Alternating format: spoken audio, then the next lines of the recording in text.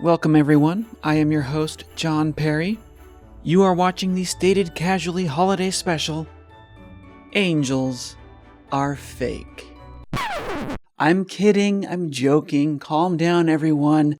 Here on the Stated Casually YouTube channel, I teach biology. And so far as I can tell, you can't really use what we know from the field of biology to say whether or not angels exist. I'm sure that if you look down in the comment section, you'll find a nice, friendly debate about things like, under what conditions can science confirm a negative? Could we ever scientifically conclude, for example, that Bigfoot is definitely fake? Probably not. But again, I'm sure there's going to be a nice civil conversation about this down in the comment section, because this is the internet where civil, calm discourse happens.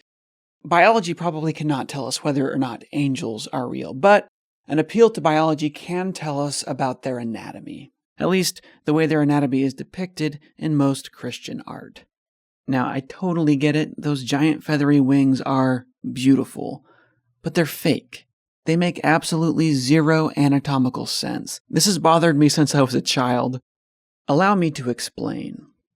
If you've only ever taken a casual interest in birds, you might not have noticed that bird wings are modified arms. This fact is fairly well hidden from the outside because of all those feathers, but it quickly becomes clear if you look at the underlying bone. Notice that just like in the arm of a human, a bird wing consists of one bone, the upper arm, two bones, the forearm, then wrist, hand, and finger bones. In most birds, the fingers are fused together, making it hard to see their fingery nature, but this is a chicken embryo as it develops in the egg. What the scientists did here is they removed chickens at different stages of development, and then they stained their bones with ink. It's actually more of a cartilage material at this point, but it becomes bone. Anyway, notice it starts out with 3 fingers, 3 reptile-like claws, which gradually fuse to form the wing. If you require further evidence still, let's go back and look at the fossil record. Early birds in the fossil record clearly have wings, and those wings are clearly modified arms with hands. This here is Archaeopteryx, one of the earliest feathered flyers. If we compare his fingers to the chicken, these are the same 3 fingers that chickens have, smashed together inside their wings. Other small dinosaurs might not have been able to fly, but probably could glide. Many birds today still do have claws on the ends of their fused fingers. Ostriches still have 2 claws on their wings, and most breeds of chickens still have at least 1. Even if you reject the idea that birds evolved from dinosaurs, even if you reject evolution altogether, you still have to admit that wings are modified arms. After seeing what I've just shown you, no rational human being could deny this. Unless you think that I somehow just made up all of this evidence, in which case, just go to the grocery store and dissect a chicken yourself. Okay, so what? Wings are modified arms. Who cares, you might say? Maybe angels just have 2 sets of arms. One set of arms are human-like, one set of arms are bird-like. Okay, again, fair enough. But how are those wings connected to the angel's body?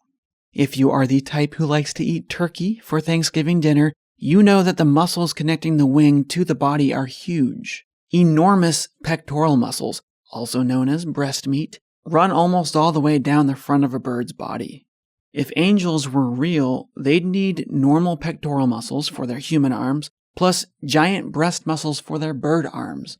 This possibility, by the way, has been brilliantly illustrated here by artist Monika Zagrobelna. I love that she actually went all the way through this. You can find anything on the internet. A link to Monika's article is down in the video description. So, church folks and comic book artists who like to draw angels, take note. This is how you should be drawing your angel's anatomy. If you don't like this, if it looks too weird for you, this woman... Let's give her some music so she's not shuffling around in silence. There we go. This woman does seem to have figured out a reasonable alternative. Just having the feathers come right off the arms. That is literally how birds do it. My name is John Perry, Angel wings are fake. Merry Christmas. If you enjoyed today's science lesson, you should definitely subscribe to this channel. Do that right now. But also, you are invited to come hang out with me in Ecuador, where my friend Nancy and I are planning an evolution tour of the Amazon jungle.